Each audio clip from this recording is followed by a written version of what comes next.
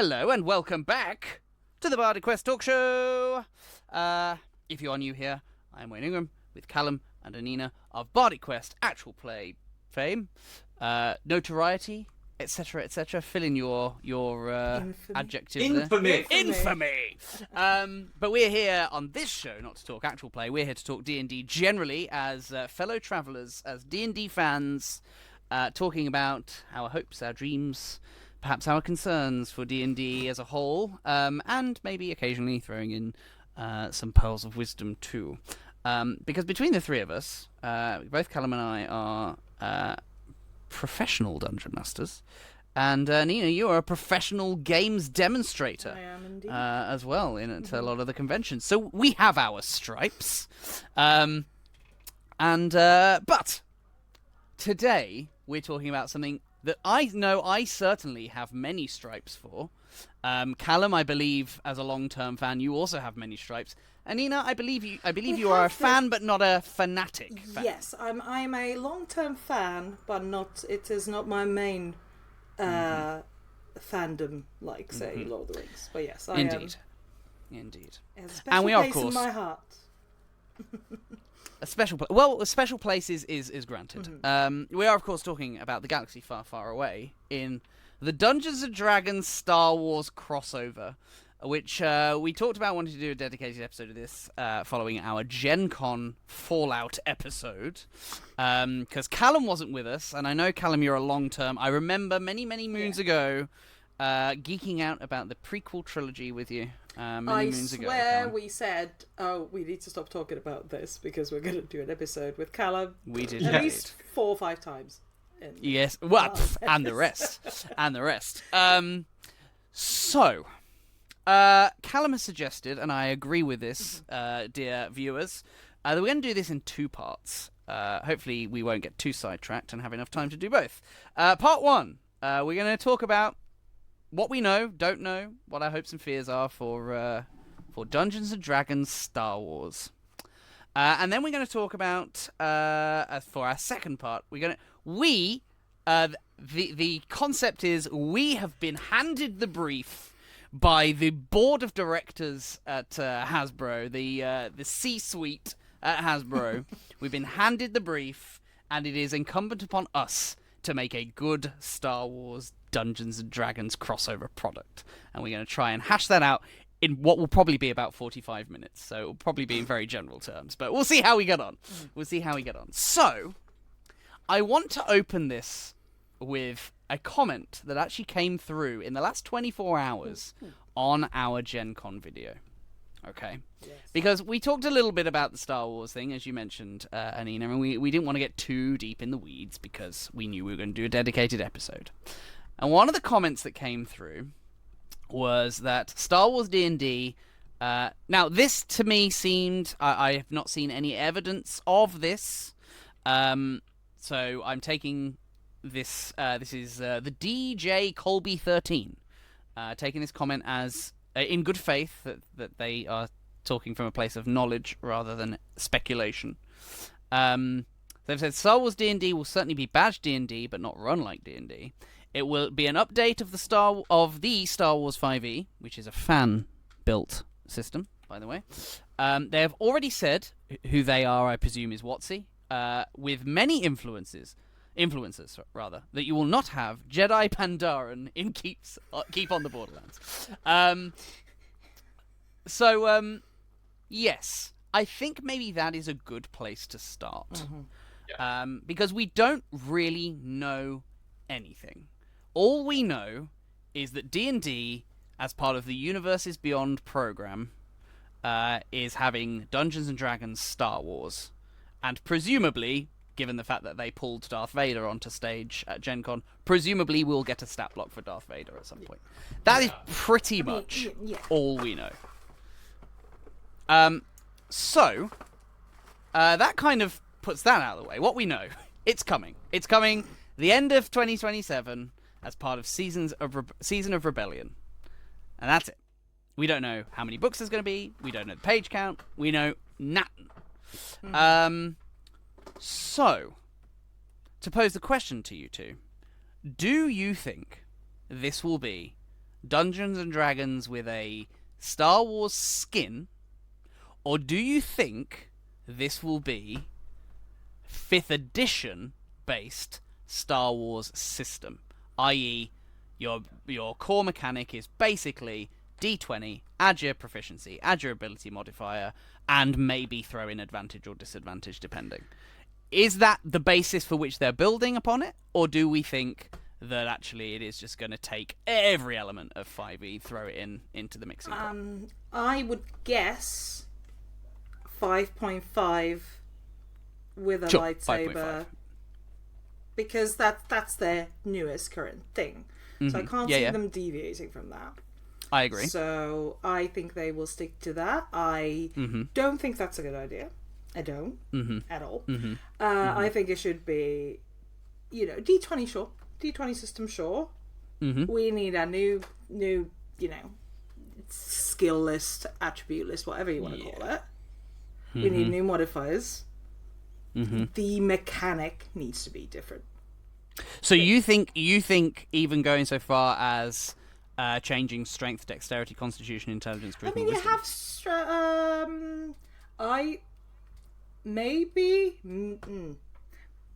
I think some of them should change. Some of them should change because wisdom and intelligence. I'm like, I don't think that kind of. I would want them to feel more Star Warsy. See what I mean? Yeah. Like strength, dexterity. There's going to be something along those lines. Most systems have something that means strength, something that means speed. But when you're talking about the Force, where's your that needs its? Is that several stats? Is that one stat? Because that would be wisdom, one would think. Yeah, right? it'll be wisdom. It's going to be wisdom. But I don't want it to just clerics. be wisdom. I don't want it to just be. No, it's So this isn't. Yeah. See what I mean? If it's the Force, how? Then everyone's just going to max out their flipping. I think if we were going what they should do, yeah, then they should be just building a whole system for it. Same, but in terms of what I think they will do, I do not think it will be 5th edition with a Star Wars skin in terms of subclasses, that sort of thing. Because though they think that's the direction they will go with World of Warcraft, and they do seem to be, I don't think they can do that with Star Wars. I agree. I thought they would take the crowbar out and force it in. Is what That's what I was. What I think that they will do is they will keep the structure of 5th edition. Yep. Then tweak out some things. I think we'll lose Arcana and Tech will go in as a skill. Yeah, they will replace some skills that are very, high fantasy specific, and replace those. But most of the things, sleight of hand, all of that, most of that can can stay. Even your animal handling and such like that can stay. I think the stats will stay. I think the big thing that is going to change is that I think we will see unique classes. So I do not think classes and subclasses. I do not think but I do not think we were going to get rogue. I don't think you can play. I don't think you will be able to play even a rogue in this. It will be scoundrel, and it will be. I think a lot of it will be a reskinned rogue, for example. I think rogue is a good example because I think that is probably the one that you could port over. Same as fighter, you could port those over. But I think what they will do is they will rename it. They will give it some different things, and then you'll get some subclasses. But a couple of subclasses based off that. I think what they're going to have to. I think what they're going to have to do is build the classes from the ground up, and I think a lot of it is going to be. I think you'll be able to look at certain subclasses or classes of that are in there and go, oh, this is a paladin but with this, or oh, this is a rogue but with this. So I think that's going to be fairly obvious, but I think that's what they're going to have to do. Quite what we want them to do, I don't. We will see. Well, but I think there'll be. I do think there will be a lot of inspiration, shall we say, from the fan Star Wars 5th edition that exists. Yeah. I am. They're not afraid of letting others do their work for them. I feel as though, unbeknownstly to Hasbro, they have set a bit of a trap for Wizards of the Coast. A trap. It's a trap!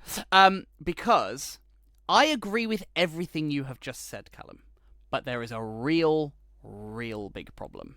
For this to be a good product, everything in this book, the Monster Manual, Yep. not valid. Yep, that's true.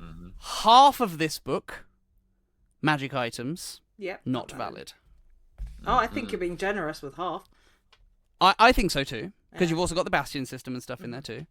And 75, 80, maybe even 90%. In fact, there's probably about 20 pages of this book which would be valid, because there's only about 20 pages of this book which actually tells you how the game works. The rest is player options. Yep. All of this, not valid.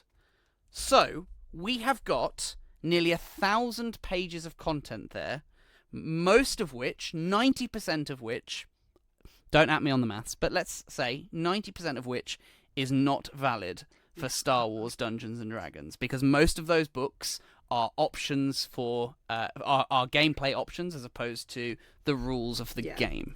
It's gonna have to be D&D presents. Well, hang on, because the real issue here with this is that for this to work and for it to be a good product, they will have to put in the same amount of resource into this one product that they put into the whole of 5.5. They have to. Or the whole book is, oh yeah, you can use stuff from the past, and here's all the exceptions.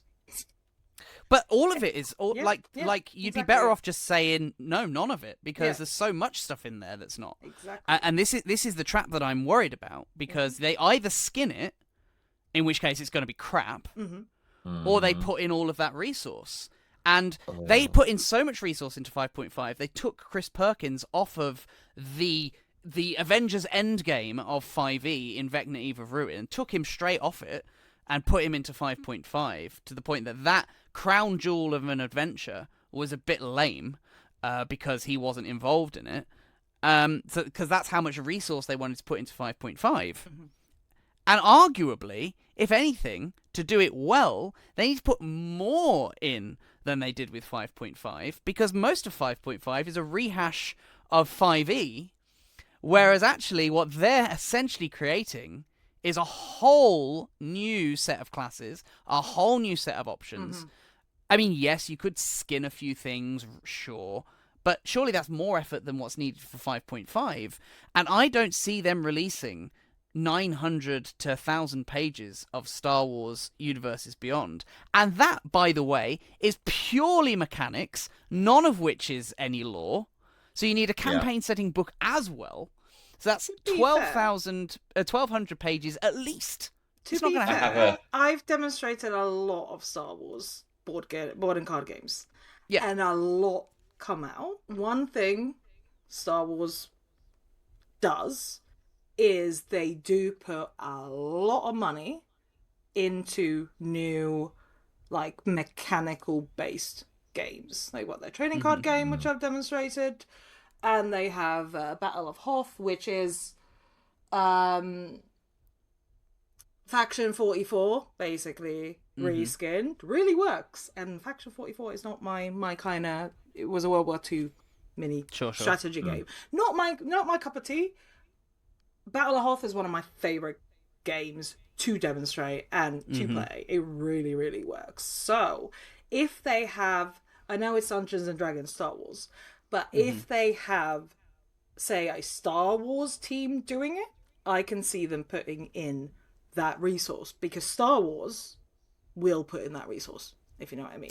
Because I feel like every week I get an email going, here's a new Star Wars game, and another Star Wars game, and these are all board and card games. And I'm like, another one?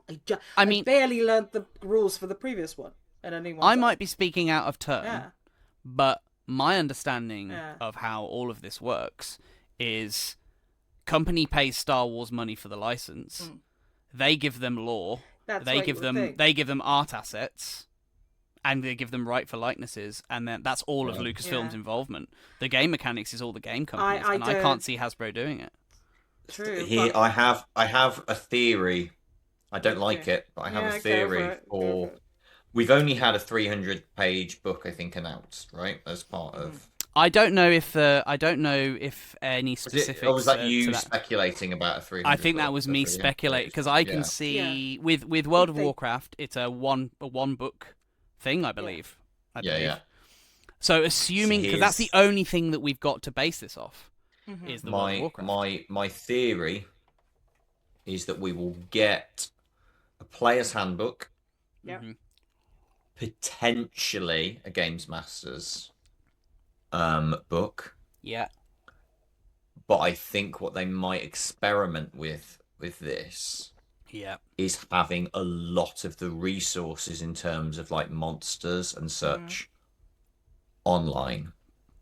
Oh, I was thinking they will expand the Star Wars universe and just keep like I think they're going to whack it on. I think they're going to have a Star Wars section. I think they're going to have a Star Wars section of D&D Beyond. No, I think worse than that. They'll have a Star Wars section on DM's Guild. Yeah, something like that. If Lucasfilm sign off on it. Yeah. Because that's a big if too.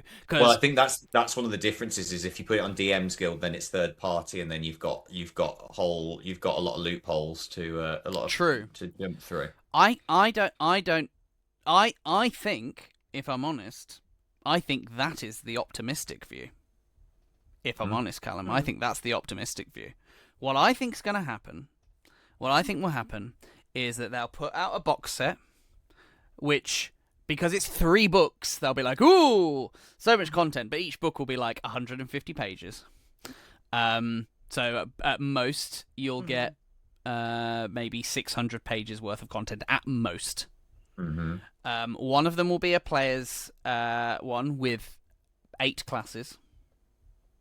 I think we're getting 8. I reckon 8. Really? I'm not. I reckon 8. Wow. I think we're getting 6. The reason I reckon 8 is I reckon they'll look to the Old Republic as their template, which is Jedi Knight, Jedi. I can't remember the other Jedi class because I always play Dark Side. I was going with subclasses for Jedi. Yeah. Oh right, yeah. Well, yeah. Because I think new classes you get 4 light side, 4 dark side. So you've got the 2 Jedi classes, one being a marshal, one being a caster.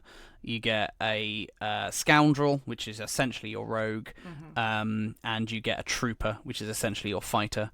You get 2 Sith classes, 1 Surely Sith a bounty warrior. hunter of some sort. Bounty hunter will be in there, because that's in the Old Republic. Yeah. Imperial officer type, and also the Sith sorcerer, basically. So, and those will be your classes. Each one will have 2 subclasses to choose from, I reckon. Really? That much? Well, you kind of, if assuming that they're following the same model of structure, you've got to have subclasses, which means you've got to have choices. Yeah. So you need at least 2 for each class. I don't think there'll be more than 2. Yeah, I can't see them being. I can't see them being more than 2. Again, I think they'll look at the Old Republic, and that will be their basis for their classes. 8 classes, each with 2 subclasses, that you could arguably fit into a 200-page book. However, you also kind of need new weapons, all new adventuring gear. This is the problem. Yeah, exactly. If you don't skin it, you have to rewrite everything. And I can't see them putting that resource into what is ultimately going to be the D&D game that they know people are going to buy and never play. I think for that reason, I think that there is a nice amount in the player's handbook of not just lore necessarily, but descriptions that take their time, shall we say, in terms of like you go into the equipment section. It's got quite a nice amount of text where it's talking about how you might use equipment in your game. I think we're going to get much more bare bones than that. I think you will get much more like blaster, heavy blaster, lightsaber. Here's all of the weapons. Here's all of the weapon damages. Here's all of the stuff. I think it's going to be very, very efficient, shall we say, in the way that it's put together. I do not think that we'll get a book that is as flowery. Yeah, I agree. Your weapons will be contained to a 2-page spread. Your armor will be contained to a 2-page spread. Your adventuring gear will be contained to a 2-page spread. And that'll be that. There'll be a lot of assumption of like, hey, you know what this is. Move on. Kind of vibe. Which most people do know it, but I think they're going to take that approach. They're like, here's a picture of a lightsaber. Moving on. Mm-hmm. Here's something that if it is only one book, I really don't see how it can be. It can't be. I don't think it's got to be a box set at least. We haven't even discussed about the fact that they're going to have to, because it's a key part of Star Wars. They're going to have a whole section on starships and space combat. 100%. I was going to get to that later. Yeah. Or they do, which is a cardinal sin. It's like, oh no, this is all on in Tatooine. That's it. And you can't do that with a space-based I'll be honest. world. You can't. I'll be honest. I don't think we're going to get any lore at all beyond what has to be tied to the mechanics. Which I kind of understand, because in D&D they do have to go, this is our world, here is our lore. Yeah. Whereas this, they're going, it's Star Wars. Yeah. You're not. This is not how you are discovering Star Wars. Right. You know what I mean? Right. You're like, so tell me about this. What's this Star Wars we're playing? Yeah. You're gonna get. See, in my head, it's 3 books. See, I think in my head, it's a box set of 3. I think they'll start with 3 books, but what they might be trying to set up a wing. I think they might be. I might be wrong. They might be trying to set up a offshoot of D&D that's Star Wars D&D, and then you can have book after book after book after book. I think you're giving Hasbro far too much credit. I mean, maybe it's my hope speaking. I'm like, I think it is. That's what I'd hope. Do you mean giving them too much credit in their ability to foreplan, or because I think they're ambitious? Yeah, I don't think they lack ambition. Well, I think Hasbro is ambitious. Yeah. I think they'll go, hey, this could become a bunch of stuff if we make money. My fundamental position is kind of, as you were saying, as we were kind of laying out how we're going to do this kind of 2 parts. I completely agree with you, Callum, and I think I might have said this on our last episode. This is a directive from Hasbro. Hasbro have gone, hey, WotC, you're making Star Wars D&D now, and WotC have gone, I don't think Hasbro cares how many books get printed here. I don't think they care. But I think the issue is if Dan Ayub is to be taken as in good faith when he says this is in addition to rather than taking away from, which already, if you look at the roadmap, is like, that's kind of a false statement. But let's take him at his word that this is additive rather than in replace of. If we take him at his word, that means that he's bringing in new resource specifically for this line. I can't see Hasbro being happy with that long term, unless this sells gangbusters. I don't think it will. I think it will sell. I think they'll be like, on paper, this looks good, but I don't think it will sell enough that they're like, great, we have a new D&D line. I just don't see it. The thing is, I'm looking at how they've done their board games, and Battle of Hoth has been built to be. Easily, you can put 2 of them together and have a bigger playing board. But is that Hasbro that's produced that? Because that's the important part. Yeah, I'll need to. We're the distributor. So the company I work for, Asmodee, they're the distributor. Mm-hmm. So I would have to check. Let me look it up. Because Asmodee's both a publisher and a distributor, so it depends. And obviously, the trading card game as well was. There's going to be more. There's always going to be add-ons.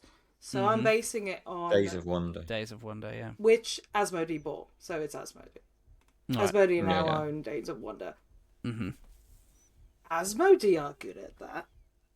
If we would be having a totally different conversation if it had been announced that Asmodee were creating a Star Wars. 100%. But I think that's also one of the things with Hasbro making this means that somebody else isn't. I think we also have to acknowledge, and I don't fall into this demographic, but as somebody who follows Star Wars and has done since I was 6 years old, I've been listening to a weekly Star Wars podcast, the same Star Wars podcast, since 2008, nearly 20 years.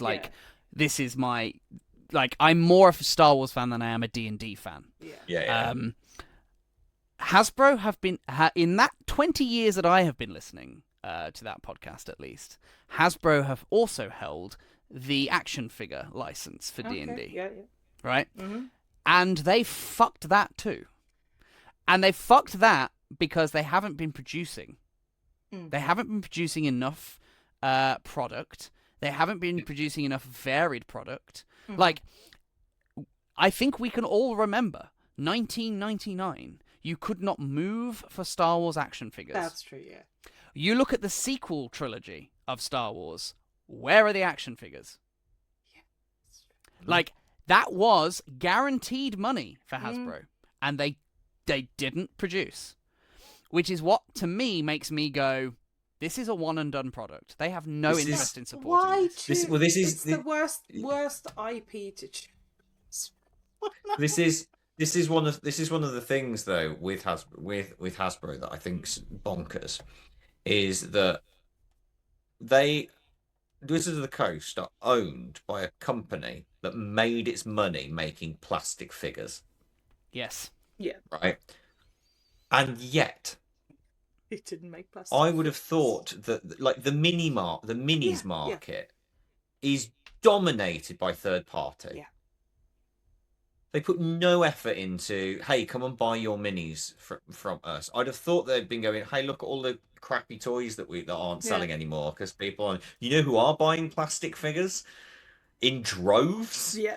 DMs. Here's a range. Come get your beholders. Come get your and it's not. It's elsewhere. And for the record, because the name is a bit of a misnomer, before people leave in the comments that WizKids produce minis. WizKids is not owned by Hasbro. No, it's not. WizKids take the license from Hasbro and they produce minis. It's just that it's called WizKids that people think that it's owned by Wizards of the Coast, but it is not. It is not. Because and this is also the same company, by the way, that after selling plastic figures, the other thing that it makes a ton of money off of is producing cards. And this is the same company that had to send the Deck of Many Things product back because they couldn't print cards in good quality enough. They had to delay the product by 3 or 4 months. Hasbro is, unfortunately, and I love D&D, and I love a lot of stuff that Hasbro produces, but at least as far as the last 5 to 10 years is concerned, I'm afraid to say, Hasbro strikes me, not necessarily Wizards of the Coast, but Hasbro strikes me as a minimal effort company when it comes to these things. They treat themselves like Disney treated themselves. They just buy up all the IP and just churn stuff out so that it makes the money. It's what happens when you get. I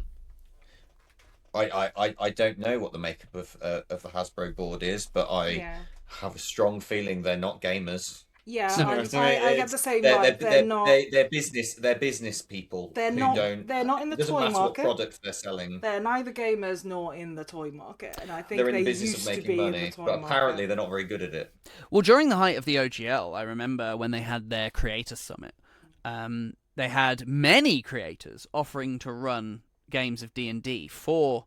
This is all hearsay, so I don't have any confirmation of this. But the rumor was that there were many creators that offered to run D&D games for the high ups at Hasbro, and which they were basically told thanks but no thanks.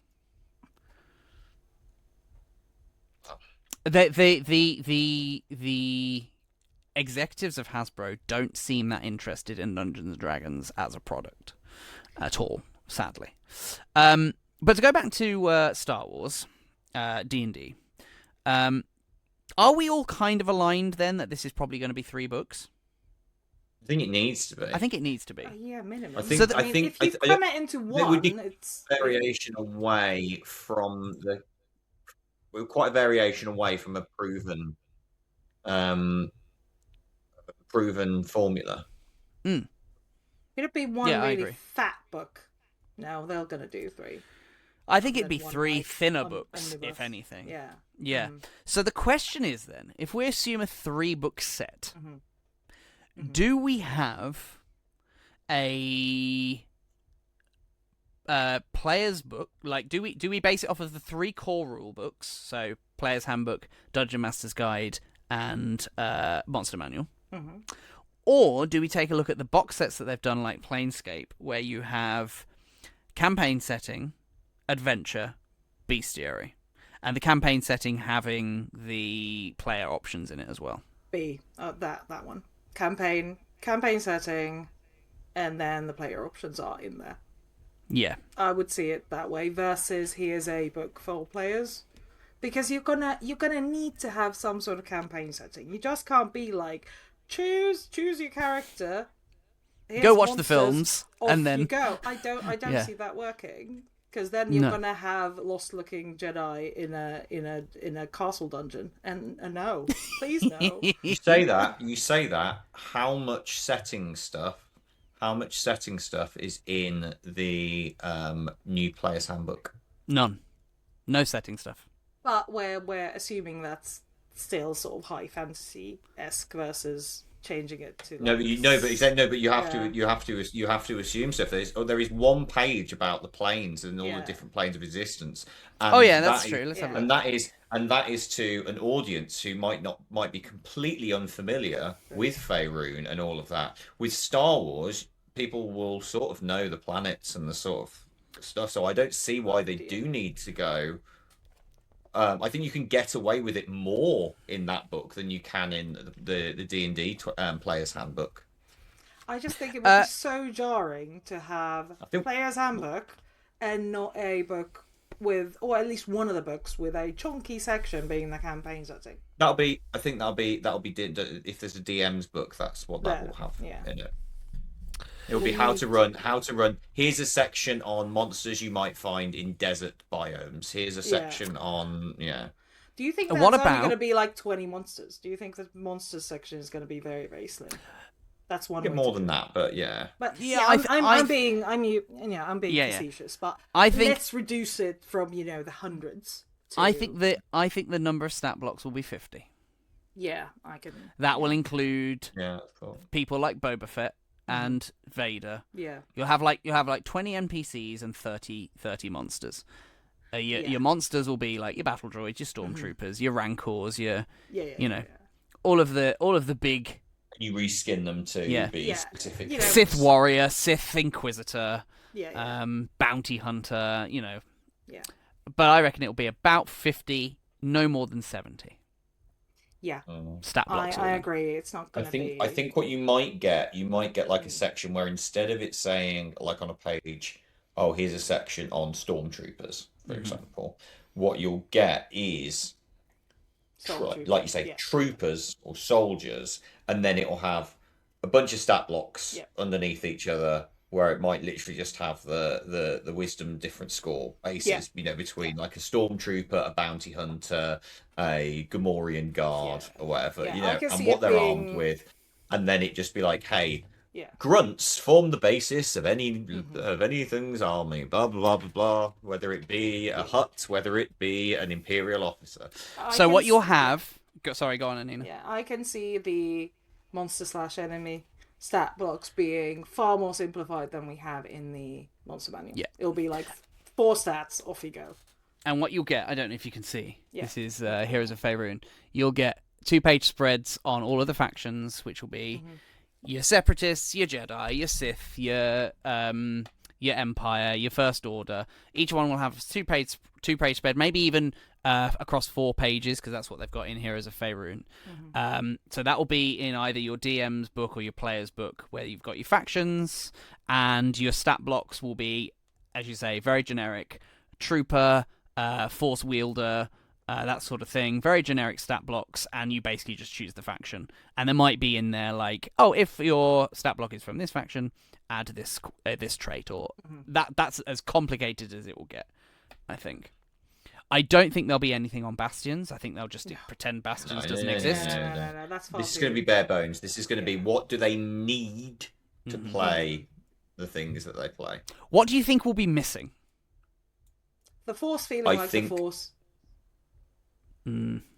See what I think lore will be thin. It won't feel like, because you want it to feel like you're using the Force versus, ooh, am I Yeah. Do you not just pocketing well? I don't know. Well, do you not just? Lore... Sorry, go on, Callum. I think lore will be thin. Yep. I think some people will expect there to be stat blocks for iconic characters, and I don't think we're going to get them because I think it's too many pages. I think maybe that might be a thing they release online, like, hey, here's a drop with we've got Han Solo's stuff, or how to build, so and so. I think the thing that is my prediction is that the space combat is going to feel way too light. Yeah. I think, and the stuff to do, I think there's going to be a bare bones of living on a starship, all that sort of stuff, I think, which needs to be a core. I don't think there's going to be living on a starship. I think it will be. Well, no, in terms of like, there's something that the Star Wars, I've not played it, but I know that something that the Star Wars 5th edition has is that when you're on a starship, they have a thing called deployments. Where when you're on the roll, in the same way that when the Millennium Falcon gets under attack, Chewie is driving. Yeah. Luke and Han run to the guns. Oh yeah. So stations. They deployments and stuff like that, which exist. I think that's gonna. I think they might completely miss out on it. I think it's. Do you know what I think? Beginning. I'm gonna rescind my previous statement. Oh. I actually think what we're going to get is that your starships are your bastions, and that's it. Yeah. That's what I reckon we'll get. It's the place you go between levels loading. Yeah. I can imagine also if we have space battle, it is, look at this spread, compare your ship to enemy ship, and it's super simple. And, top trumps. It's top trumps. Yeah. Top trumps of ships. I unfortunately think it's going to be top trumps of ships, and then there's going to be some sort of, if you want to flee, hyperdrive. Do you know what I mean? I don't think we'll get any space battle stuff at all. No, I don't think. I think that's the thing. I think that's the thing that will get cut when they realise that it doesn't fit. Yeah, but that's. I just don't think it would. That is a cardinal sin. Well, no, I think there's going to be a whole council of cardinals. Yeah. In fact, there will be enough cardinals in this to elect a pope sin. Yeah. Pope sin. Yeah. Yeah. Yeah. A year. To be fair, though, I'm going to play devil's advocate here.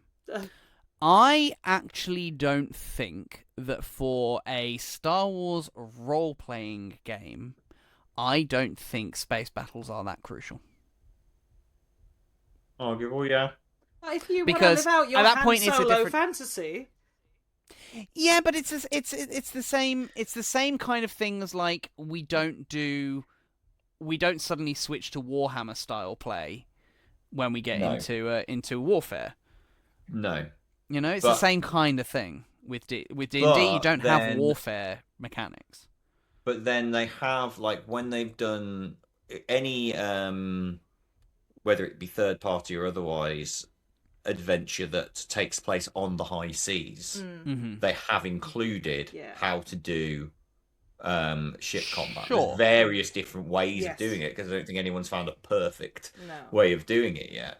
But they have got it because they understand that it is a big part. I agree that I don't think they're going. I think it's going to be the thing that gets cut, and that they he's going to end up on the cutting room floor there.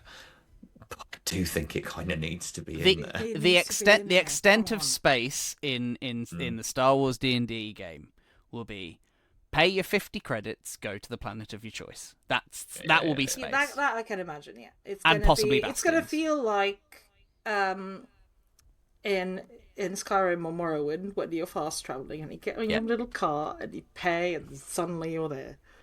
Yeah, because it's also built into the lore for them perfectly to be like, oh, hyperspace lanes, yay! Like, that's it. They can just be like, yeah, people travel on the hyperspace lanes, so pay 50 gold and go wherever you like. But you will land at a spaceport, and each planet will have a 2-page spread that'll be like, here's your spaceport, here's a couple of things that you can expect there for DMs to create their own adventures. And they'll. I actually think if you look at the Forgotten Realms books, I actually don't think it was too far off those, if I'm honest. Which actually suggests a 2-book set, which is player options with some lore in there, and the D&D, the DM's one, which is much more lore heavy, with some magic items and stuff in there. For both of you, do you think it's going to be more free form, as in, hey, we're Jedis and Siths and do what you want, or do you think it's going to be far more, here's a module, play this. This is your objective. I think it'll be. I don't think they have room for modules. Yeah. I think it's going to rely on being the tell the story you want. Yeah. Yeah, you'll have. I reckon you'll have your single-page adventures like they've got in all of the new books, where it's like, here's an adventure on Tatooine, here's an adventure on Hoth, here's an adventure in the Death Star. Here's a bunch of tables for ideas for running. Yeah, that's what I can imagine as well. Which, to be fair, actually, it's not terrible for a one-off product to provide that. I can see here's a pod racing. I think particularly if you're planning a one-off product, if you go down the module route, you are creating a finite product. Yeah. If you create a one-off product that is supposed to unlock people's imagination and have them run, they can play it for years. Yeah. Let's just have a look, because I think the Faerûn books are probably the best thing we've got to compare against, because it's the only 2-book set we've got for 5.5. So we have 32 pages of character options, which are a bit of a breakdown on kind of how the species fit in, subclasses, backgrounds, feats. I think we've probably got to turn that into at least 50 pages for this. Do you think that's then we have feats? Yeah, there'll be some feats, but they'll be very, very basic. Very basic. There'll be backgrounds, there'll be classes, subclasses. I think there has to be. There is just short of 50 pages of lore in the player's book. There is actually a good nearly 40 pages on the gods, which they can get rid of that easy. You have just short of 10 pages on gear, which I think you could do. There is about 5 or 6 pages on... Is it 5 or 6? Maths, Wayne. Yeah, about 6 pages. No. Just call it 10 pages on spells. Which I think, to be fair, if we're assuming that the Force is our spell casting system, I don't think you need much more than that. True. To be fair. Then you have 40 pages on factions. To bring in a book that is, including index and stuff, not even 200 pages. I actually think you could do that. Looking at that breakdown, I think you could do it. Because where you'd save page count is on things like gods and things like that. I think you could do a player's book for 200 pages worth. If you cut the classes down to 8, you're going to save yourself some pages there as well. I think that's doable. Now, the Adventures in Faerûn, the DM's one, this is mostly lore, but you do have lots of short adventures. So you've got you've got about 30 pages of one-page adventures in the first chapter. You've got kind of got a general overview. Then you've got each kind of next chapter then is for the 5 regions, which each of those are about 50 pages long. Then you have, and this is what I think they'll do, you have a sample adventure, which is about 12 pages long. That's for levels 1 to 3. You have a short section of not even 10 pages of magic items, which, to be fair, you're not going to need many magic items in Star Wars. You'll have a few, but not many. And then you have a 40-page bestiary. I actually think, looking at those 2 books, I think that's the model. Here's something that I think is they're going to have to do something very differently.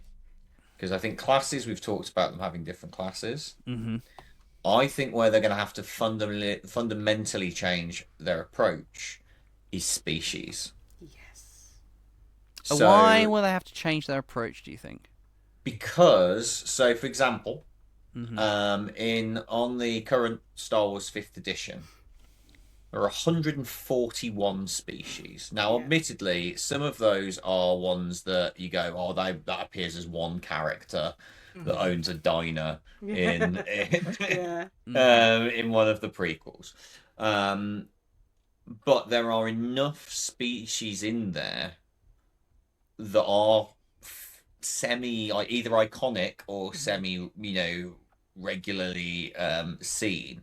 Okay. That I think instead of them having dedicated, like, here's a 2 or 3 page spread for each species, I think they're going to have to condense it down much more to here's some bonuses that they get, and here's a unique trait of theirs that they get. And it's going to, again, be much more efficient because they will go, you can learn more about Twi'leks, just at the internet. Or they're going to keep some races, some iconic characters as only NPCs, and there's no playable. Oh, yeah, I don't think you're going to be playing as a Gamorrean or anything like, Okay, necessarily. 8 species, what do you choose? Humans and droids, I think, are the two. You have to have a lock You in. think a droid will be a species? Yeah. I think For a first book? 100%. Really? I think there are so many iconic droid characters in it, and I think you'll have players really want to be a droid. I also think among a lot of the other races, species that are in there, some of them, it's going to be hard to be like, what? But other than the fact that they've got a weird mouth, how are they different? How is a Twi'lek particularly Unless different they to a group human? them, as in here's several who have aesthetic differences, but they all have the same saber. Yeah. Like Vabraks and Twi'leks. Yeah. They've all got tentacle heads. Yeah. That's an easy way to cut down. Zabraks, I think, rather than Vabraks. Right? Zabraks. But I think droids are one where you go, well, actually, there's some quite different stuff here that you could that it could be. I don't mean you're going to be toddling along as a protocol droid. I'm talking more IG-88 style kind of. I don't think there'll be any droid species. Yeah. I think that would be a huge miss. Another cardinal. I think it would be a huge miss. I just don't think that. I think a Star Wars party. Wookiee. I think a Star Wars party that doesn't have a droid in it will not feel Star Wars. That's okay. Yeah. Let Unless me put it's this an to NPC. you. Well, let me put this to you another way. What if a droid is in fact a magic item? I think protocol droids will be like familiars. Mm-hmm. I think you'll have little droids, but in terms of like your C-3POs and your and I mean, he's a bad example because he's not a combat character, famously. But your IGA, BB-8 I think familiar would be. I would enjoy a little BB-8 familiar. Yeah, I think your droids are more likely to fall under companions and items than they are classes species. Are we gonna have mounts? Are we gonna see tauntauns? Oh yeah. I reckon so. Yeah, I don't know how much detail in. I think we'll see Twi'leks. How do you? I've always said Twi'leks, but in Clone Wars, canonically Twi'lek. So yeah. This is where you start to get into trouble because you go, oh, there's some iconic races, species, but you don't know how much you actually want to. I don't know how much I want to play a Mon Calamari or a Greedo. Or a Quarren. Quarren. Yeah. Greedos are quite I know. You don't have to tell. I know it's not called a Greedo. You don't have to at me. Yeah. Of course, if you know you're going to be playing up against Force users, then everyone's obviously going to want to play as a Droidarian. No, right. I'm a Droidarian. Romantics don't work on them. Only money. So, we did promise a part 2, and Yeah. we're kind of Yeah. starting to move into that territory now. I think we're naturally moving into. Anyway. Go on, let's try. Please, let's try. For So our we've got try and make it work. 35, 40 minutes. Yeah. To try and create our Star Wars RPG. Callum, I feel like you have thoughts on this, as you suggested this format anyway. Yeah. So why don't you start? Well, I think we've already touched on a lot. So I think that we need a few core classes. Yep. Okay. And I think this is where I'd make some of the cuts. Is that I think I would go as far as to cut Jedi into a single class and have subclasses. I think I can see that. from there you have a Jedi, and then you have them vary into like a guardian And counselor sort of role, consular. I think you kind of do the same with Sith. Yeah. How much I think there are probably people more, you, particularly you, Wayne, that could go into why Sith and Jedi need to be different classes. Oh. I don't think that. I would think that maybe you would have Sith specific subclasses rather than, because I think at their core you have the core thing of what is a Jedi or a Force user. I'll tell you what the core reason to have them separate is spell list. Yeah. Yeah, but I think spell list would come from subclass. You could do it through subclass. I think that's the thing is I think you would have, because they all have force push, they all have this. I think you'd have the basic, and the other thing is because I don't think they're spell lists. Do you know what? I don't think they're slots. I think they're abilities. Yeah. Do you know actually what I think is going to happen? What? I think Sith is not going to be a class at all. I don't think it's not going to be a Because player they're option. villains. Because they're baddies. Yeah, exactly. It's a game of heroes. Right. Oh no! At that point I'm flipping Yeah, no, the table. I'm flipping the table at agree. that point. If you can, I will not be playing that if I can't play a Sith. Same. Wait, you'll be DMing, so you can play all the Sith. I mean, yes, unlimited power. That would be. I've never seen you anywhere other Sith. than in the DM's chair for this game, Wayne. Sure. Like Yeah, this is where I see you. You're there with your hood on. Yeah. This fully operational gaming system. Now you will taste the full power of the dark side. All of that. Yeah. I'll be going full palps. I think that we'll get. I think we get a scoundrel, like say a scoundrel, a scoundrel class to that. That is that your bounty hunters as well. I think you can kind of fit scoundrel. I think you kind of go down the thief and the bounty hunter route. Yeah, you have smuggler, smuggler, and bounty hunter, which is thief, assassin. Yeah, kind of. I think you have a role, I suppose you call them like an operative that could be your sort of officer, or it could be a sort of Princess Leia kind of spy role that's a bit more kind of. How do you separate mechanically the scoundrel from the operative?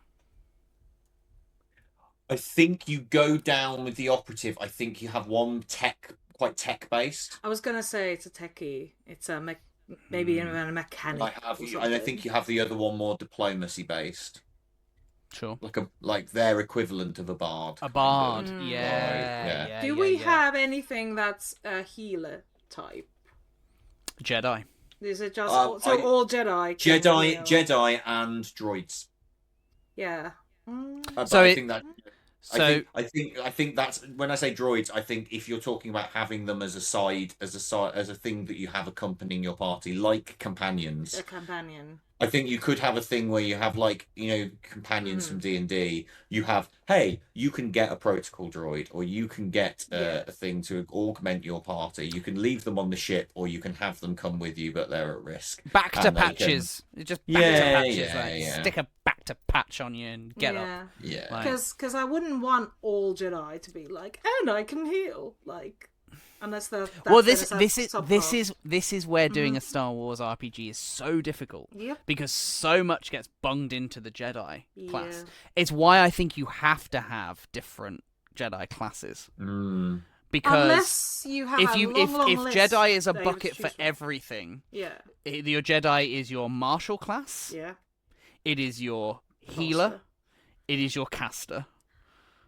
Like, it's all of them. If you bung it all into one Jedi class, it's everything. You'd have no reason to play anything else. Unless with This each is- level this up, is- you have to make hard choices and go, do I choose this healing spell or can Well, this I is- do something else? Maybe. I know this is also, I think an issue that we need, that I think will need to be, if I'm going in, I think we have to address that with the even with Jedi in there, a majority of the combat in Is at Star range. Wars is at range. Agreed. And 5th edition does not do ranged combat particularly well. Agreed. I think that it would need to introduce like cover systems, Overwatch, those sort of things. This is us designing it. This is not what we think they will do. Yeah. True. This is what we would do. I would steal gratuitously from homebrew that other people have and stuff that people in, to bring in things like Overwatch as solid rules, so that you ask what's the difference between a smuggler and an operative and things like that. You can start bringing in skills with Overwatch, you being able to use cover, that kind of vibe. Yeah, go on, Annina. This might be just me, but what I would really like to see, which we see in the films, is the struggle of staying on the light side and not going into the dark side as a Jedi. I would love to have that be a mechanic. So, say, the more aggressive you are, you then have a risk of, if you do get a bit too murder hobo-y, now you have to fight against going towards the dark side. Well, this is why you make Paladin breaking their oath. Kind well, of. I was gonna say you have the basis of this in much older editions of D&D, which is what I would lean into, but I don't see Hasbro doing it. It's not going to happen. Well, this is me going, I want to see this. Right. Because that's what the whole we would moral. do- Like, do you want power or do you want to be good, which is so much harder? You just use the alignment system like they used to back in the good old days, where it was like, hey, you can only access this spell in inverted commas if you are good aligned. Yes. You can only use this item or magic item if you are dark side aligned. Yeah. And you go to good, evil, and make that a real. So, well, if you did that, Wayne, then you'd be able to have you could have your additional classes, but rather than it being Jedi this, Jedi that, Sith this, Sith that, you'd have maybe Guardian, Sentinel, Consular in there as your sort of core, but their spell list, their force powers are Alignment based. Yeah. Which also used to And do and then what you've got then is you go, oh, I'm playing a Consular, but I'm a Sith, so I also have Sith lightning. I've got this sort of thing. That would be nice, because It's already sounding quite interesting to play. Yeah. Because that's the core thing about being Jedi or Sith. It's the same. It's the flip side of the same ficking and I think coin. arguably, and I want to see that. And I think arguably, it is the core premise in many ways for Star Wars generally, Jedi or not. Ultimately, everything comes back down to, with Star Wars, the battle against good and evil. That is the premise of the whole thing. Modern Star Wars has kind of gone a little bit grey and a little bit edgy, but at its core, Star Wars is about good versus evil, white hats versus black hats. And the dark side gets better attacks. The better spell, the more powerful spells should be on the dark side. Because again, it's the temptation going to the dark side. I.e., Darth Vader. I want to see it feeling like, oh yeah, but that on paper that seems, I want to play the really powerful. So how do we make the Force work? I think we've got the toolkit there in terms of you have spell. You can put them as a spell. So you have like force push, force pull, as things. That it's a certain save, that kind of thing. Sith lightning that I think you have to write a list of all of the things you've seen people use the Force for a start. Yeah. Force heal, all of these needs to be things. A Force persuasion one, but how do you make that Jedi mind trick. How Yeah, does Jedi that? mind trick, How is yeah. that different from, a charisma check? I treat it like a charm person, wouldn't you? I guess. I think you could have that, or it could be that you're you've got like it's an intelligence check rather than a wisdom check, or it's that you have you could they can play on certain things. The good thing is there are a lot of spells in D&D that just need a bit of a reflavor. Yeah, a bit of a reflavor. I think the Force isn't actually as much of an issue. No, I don't think so either. As we think. I think the issue is the current class system, and I think that's what you need to break up. Yeah. And spell lists and things like that. You need to create. They need to be custom. Yeah. And I really like the idea that they are in alignment based. Yes, I think that's the only way to do it.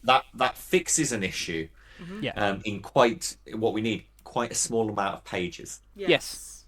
Yeah. And you essentially have defensive and buff spells, Jedi, and offensive. your evocation spells and your debuff spells, dark side.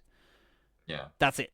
Well, I think what you essentially do is you have all of the Force powers listed, and then you have, like I said, light side powers, dark side powers. Yeah, and no mixy matchy. No mixy matchy. No mixy. Well, you might. But then, don't say it. Don't say it, Callum. No, I'm not going to talk about the grey side of the Force. Don't you worry. You. Good. Don't worry. That's your nightmare, isn't it? Some sort of multi-class Jedi. Annina, you were talking Mine about. too. You were talking about wanting to have this struggle that's in there. Maybe the lower level ones, like level 1. Well, I don't think you can have that struggle without there being crossover. I don't think you can be like, oh, I'm evil now, and all of a sudden my entire spell list has changed, because I know how much you love that way when someone's spell list changes overnight. I wouldn't mind it too much, to be fair. But they don't just suddenly have Sith lightning and are really good at that, and they don't. Okay, this is how you do it. Stuff. This is how you do it. So you're a Jedi. You've chosen a Jedi. So you've got your light side spells, and depending on your class, you have access to these. But if you use them, as in the naughty evil spells, if you use them, that's when you risk changing your alignment. So you have access to them. Do you have a bar of light to dark? Yeah. Where casting using a Force choke moves you along the alignment. I would love that, because say it's the only way you get out of a situation, and then you've tasted a bit of the. That is interesting. Now that's the game I want to play. It is interesting to a point. Because at the moment, that is purely cosmetic. It means nothing mechanically. Yeah, but we're going to not make it cosmetic, because this is our game. So, right, 100%. So my next question was going to be, so how do we make dark side bad, light side good?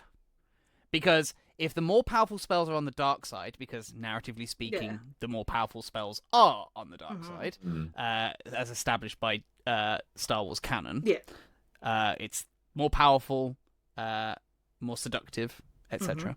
To quote Yoda. Also, even in the board games, the most powerful attacks are always on the Empire side. Yeah, it has to. But I think what's the downside? Well, but I think you've landed on something that is within Star Wars. Is that mechanically there is no disadvantage to being on the dark side. It is. You are more powerful, and here's the problem. And this is where I think we have an issue within Star Wars that has to be approached. Is not all characters in Star Wars are made equal in terms of their power. Sure. So you're running along playing. You're doing prequels. Let's say you are playing a Padme style character. Sure. and one of you is playing a sort of let's even say Obi-Wan, a Padawan Obi-Wan. Padawan Obi-Wan is going to be doing more in that battle than Padme in terms of how many enemies they're taking out. If they were to 1v1, it's not a competition.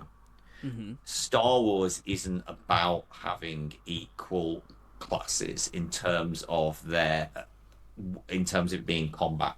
And I think that's one of the problems that needs to be addressed, is that it's a role-playing game, and currently it's the 5e system is a combat-weighted system, and you're having something where you're going to either make Jedi feel underpowered because you're having to hold them down, or like you say, adding downsides to being a Sith. I think the downside to being a Sith is that you've become a villain, and you can't really go many places because everyone's trying to attack you.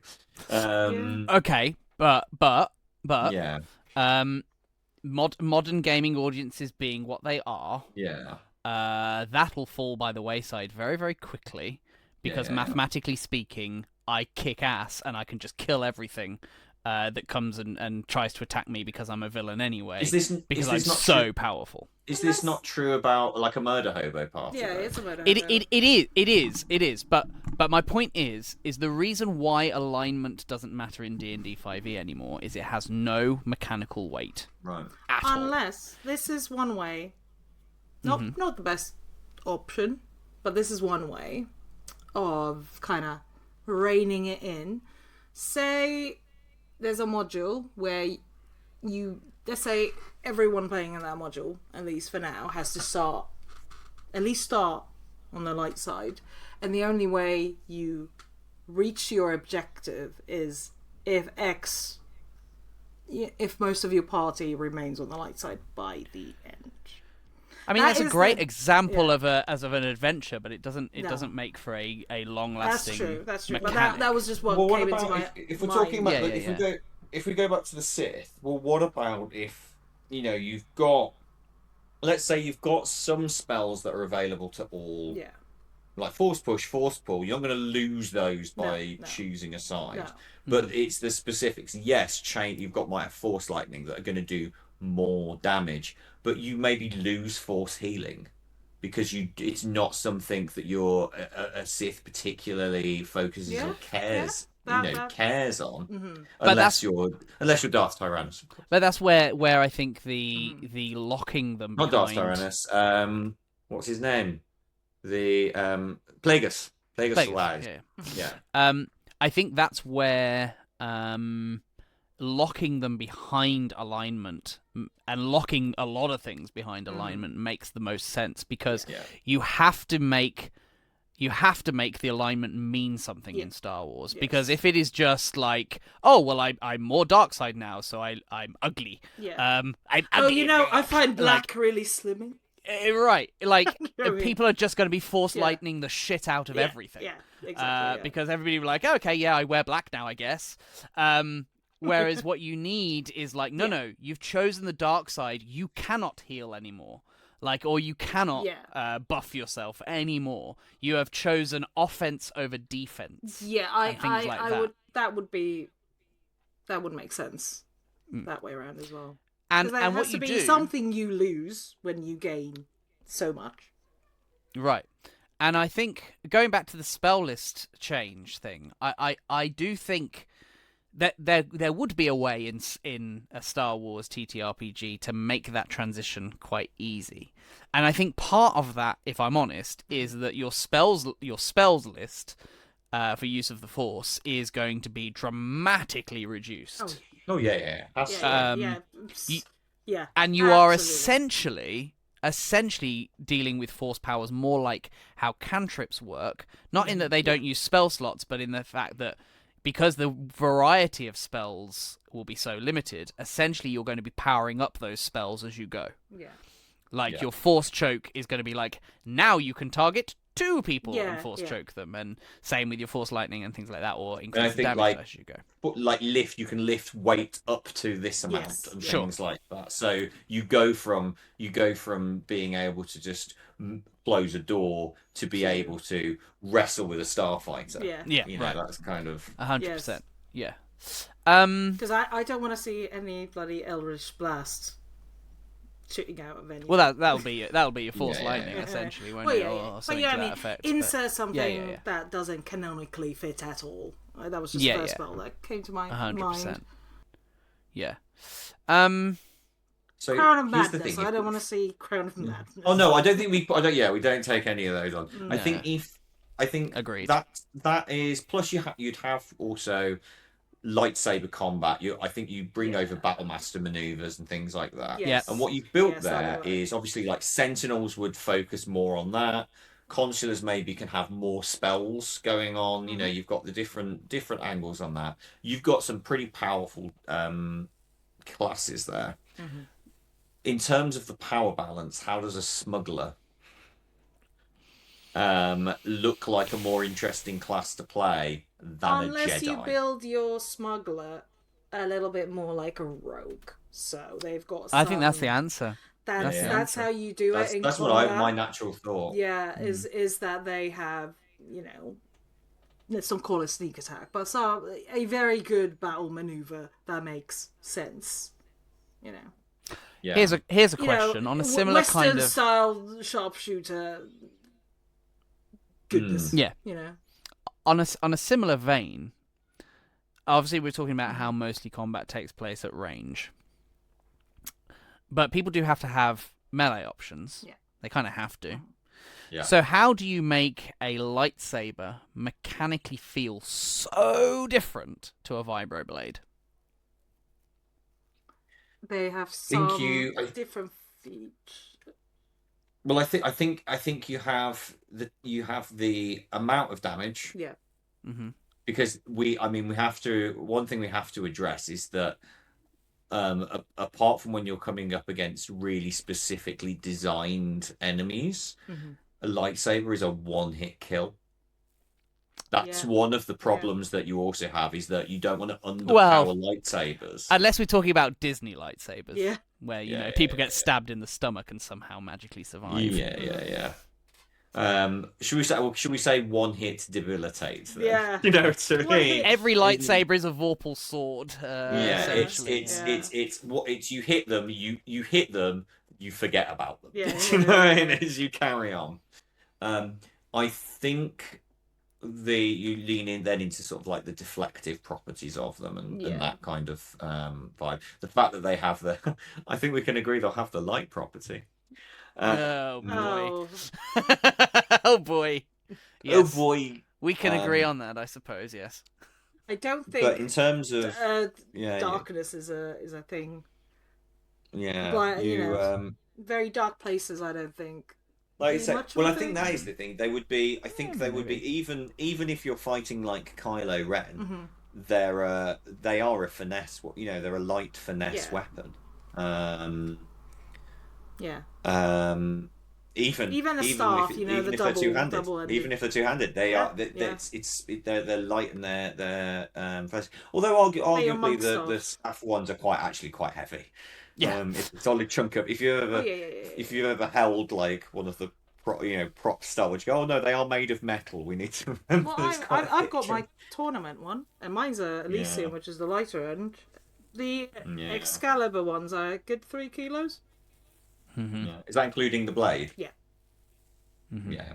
So 3 kilo for if that was a staff, you'd come out like 3 kilo. Oh, a staff would be probably 6 because it would be so much stronger. But you've got. I think that it's their additional properties that you would have to have. But it is about how do you balance. Well, the question though then is, do you put the properties on the lightsaber, or do you make them feats? Like you're deflecting and like that is a skill, but it's a skill that can only be used with a lightsaber. Yeah, that would be the prerequisite. Yeah. Because you would get, surely at least as a Padawan. Let's say you're choosing Padawan, Your starting equipment has a lightsaber, surely. Training saber. Yeah. That's what you'll end up with. With a shitty training saber. Yeah. The Disney store ones. Just a torch with a shank in it. Yeah. Yeah. That's the prison edition. Prison lightsaber. Prison lightsaber. Yeah, I don't know how I'd handle it, because again, and this is ultimately the problem that makes this so difficult, is that the Jedi are the superheroes. Like, all of the superheroes are Jedi. Yes. Like, all of them. Anybody with any significant power, it's Jedi / Sith. Yep. And then there's everybody else. Yeah. They are all companions, aren't they? Yes. And narratively, they do more. Sure. But I've seen systems do it really well, where you've kind of like Monster of the Week does this really well, but that's not, if we have to fit it into the D&D mechanic, that's where it becomes hard. Because Monster of the Week is amazing at, like, I played an archangel, and we had a human mechanic, and they felt, because of how you roll dice, it's success, failure, or mixed success, and very few but specific sort of skills you can use. That is how you make seemingly on paper very unequal characters work. But if we have to crowbar it into D&D, that's where it's hard. Well, I think we have to, really, because the brief is that Hasbro have given us the job. Yeah, I'm just saying, it's like, if we could build it from scratch, that's where it'd be so much easier. It'd be so much easier. To argue against my own point about the power imbalance. No, because I think is it possible that we can address the power imbalance and make it so that a Jedi isn't so much more powerful than a smuggler, without losing the feel and majesty of that within Star Wars? Because there are lots of video games of Star Wars. If you play Knights of the Old Republic or any of these, the bounty hunter class just as good and play. But what you do see in that is you'll see a Jedi run up to an enemy and have to hit them 4 or 5 times before they go down. Does that take away from the feeling of playing a Jedi? I think that is the trade-off you have to do to make a game like this. Whereas that is the answer. You have to nerf them a little bit. I mean, you do. Obviously, when it's Jedi versus Sith, we've got our gorgeous, one of the best, absolutely the best on screen stage combat is in Phantom Menace. That's what we want. But yeah, if it's you're getting to some bandits, it's gonna, then at that point we're like, shh, they're very skilled bandits. Well, no, I think that's NPCs. Yeah. That's NPCs. But if we're talking about, Han Solo's one-on-one with Luke, in a shall we say that he's on stun, friendly, but he's going up, he's going against. You have to make it so that they're not. Don't know if this would work, but unless you give the sort of Han Solo smuggler bounty hunter type of subclass some debuff. Or spells that are like a very powerful vicious mockery insane kind of plot thing. armor and luck. It's like roguish smile gain. Well, it's kind of like a thing like if you've played Star Wars Battlefront, Han Solo absolutely wrecks in that game. And it's largely because of the use of spamming of the dodge button, just rolling. Just rolling around enemies and shooting them, rolling in circles around Vader as he goes. No. I think that's they're gonna have to have a trick. I do think you're right, Callum. I think the trick is to break the Jedi up into 3 or 4 different classes. I think that is the solution. But will Well, I We're mean, not in the world of Will. It's No, too well, depressing. yeah. We're in the world of. yes, We're in our yes. fantasy world where Fantasy we world. get commissions. Yes, yeah. Well, I in that think- fantasy world, we could start from bloody scratch and build a new system. Well, that would be my I mean, my No, fantasy we're world. not in that level of fantasy.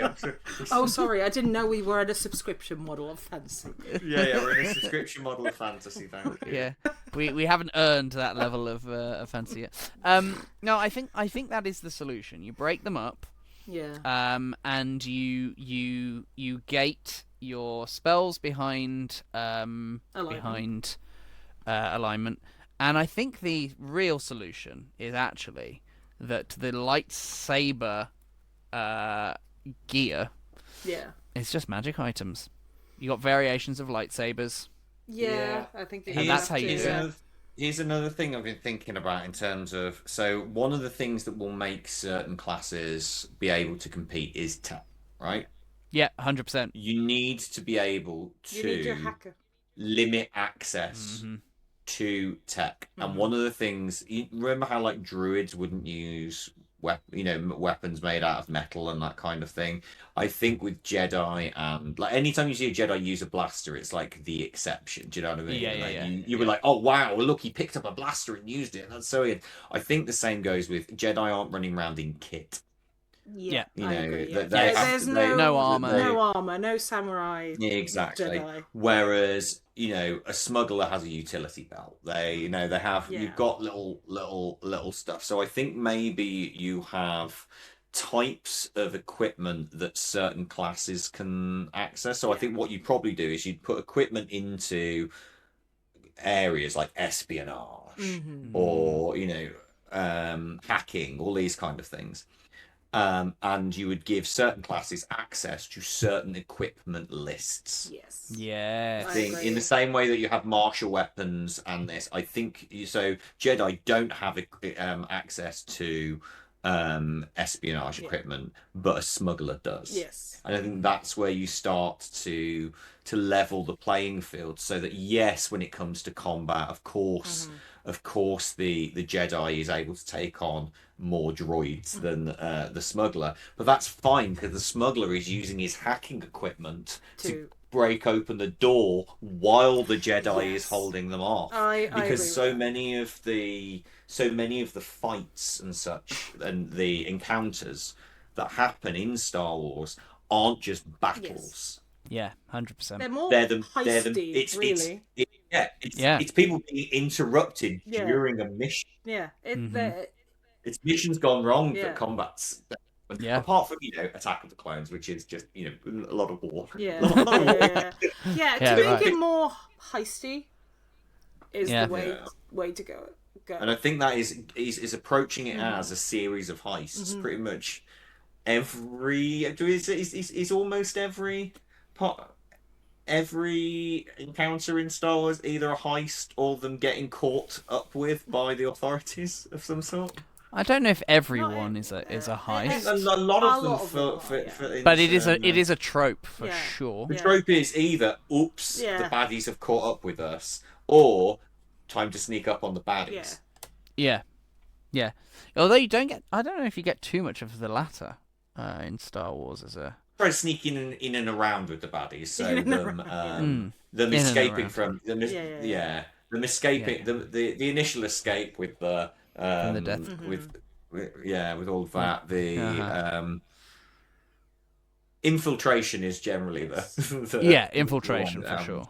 And so I think that's where other classes can shine. I think you have to look at it as, if we were designing it, to try and weight it away from just being a combat, a combat heavy game, and try and lean more into the espionage and the social kind of things. Callum, it's almost like you're talking about the addition of D&D that I've always wanted in the modern era. What can I say? I'm your dream. I'm your dream, Wayne. Yeah. Because I would love to see the sort of someone with more bard-like diplomacy skills. They're there schmoozing, distracting. Oh yes, I am the ambassador for whatever planet And then you've got your other people sneaking in the background, hacky hack. Yeah. Here's my USB stick, because it's always a USB stick for some reason, and shove it in the thing. Yeah. No, I Not I necessarily agree. a Star I agree. Wars. I hate the film Lucy, because why the hell is there a USB stick? Anyway, moving on. It makes me so angry. So I knew, of course, that 40-odd minutes would nowhere near be enough time to scratch the surface. But I feel like we've got at least we have a very, very rough treatment of how it should be approached. But I mean, I'm sure we could, and I say we could talk for much longer. I think this is an ideal opportunity for listeners to pop in the comments things that they would like to see. Maybe you utterly disagree with our approach, but I'm sure you've got your own thoughts. What would you want to see in this? We should we should do an Yeah. episode where, if we get enough of them, then give our yay or nay on the suggestions. Maybe By the time it comes out, we'll have a rifle system. Yeah. yeah, right. Take that, Hasbro. No, but I mean, I have, of course, reservations for it. I do have some hopes. You hope? A new hope, maybe.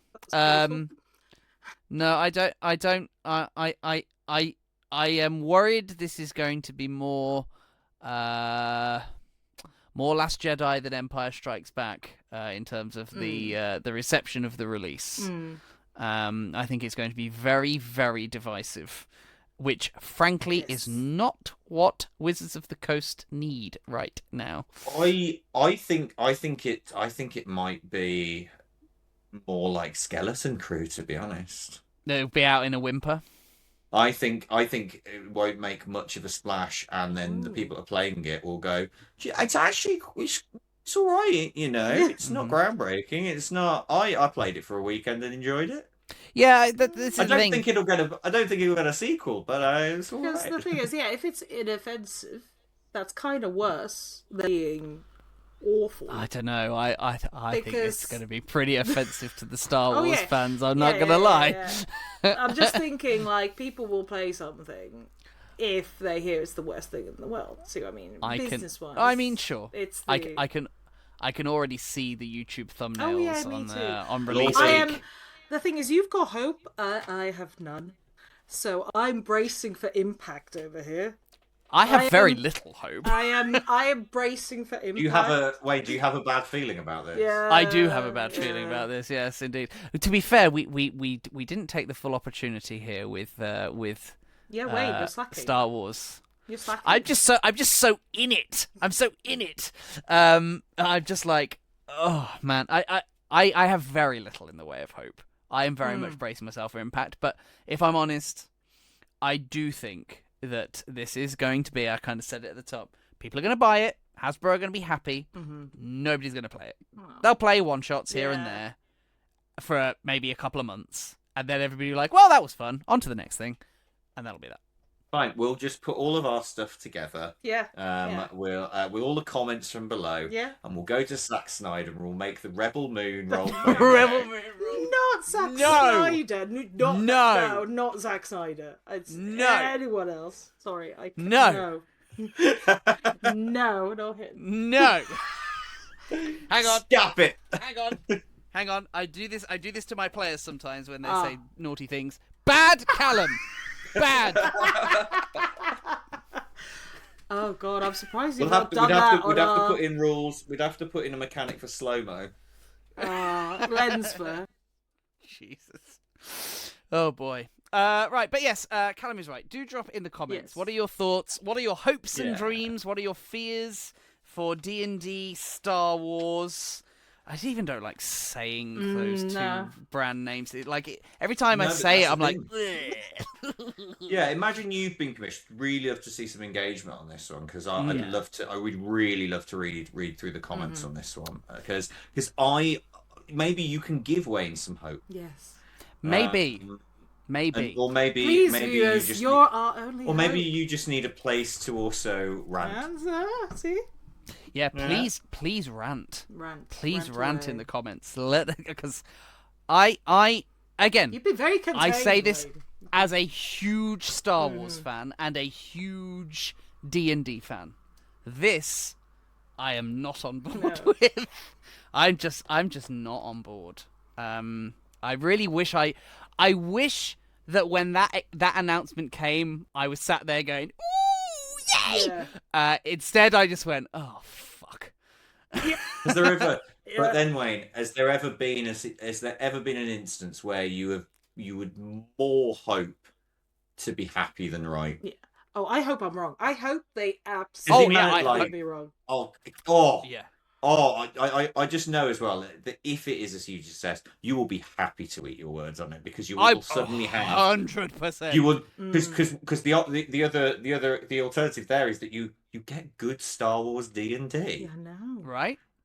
And then we have to utterly change our channel because Wayne our would channel given would his ultimate gift. Yeah.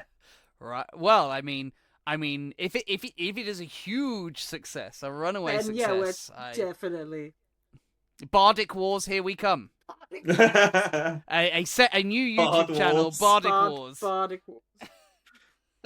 Bardic Then I'm getting a BB-8 as a business expense. But those little remote control ones, yes. Yeah, me too. I already have a pulse. I'll start practicing my offensive stereotype accents. I already know how to do the space buns. Yeah. Superb stuff. All right, well, thank you for joining us, everyone. I hope that you are perhaps more hopeful than we are for what D&D Star Wars may or may not be. But let us know if you do anything different to what we would do, and maybe, as Callum says, you completely and utterly disagree with our stance on this, on a lot of these things, and maybe you've got some better ideas, so we'd love to hear those as well. Get in the comments, Doug Bowser. So, yes, that is it from us this week. We will see you on the next one. God knows what we'll be talking about then. I'm sure we'll have something else to wring our hands about by then. But yes, thank you for tuning in, and we'll catch you on the next one. Bye. Ciao for now.